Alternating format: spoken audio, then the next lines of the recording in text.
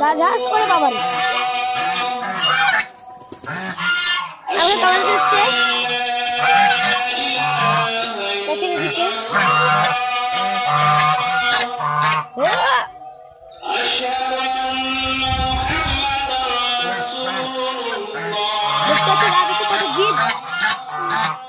রাজহাঁস জিতে কিছু আজকে বুঝতে পারে না ডিমপাড়ার মানুষ দেখতে এসে রাজহাঁসের ডিমপাড়ার লক্ষণ হলে মানুষ দেখলে প্রাণে আসবে কামড়াতে আসবে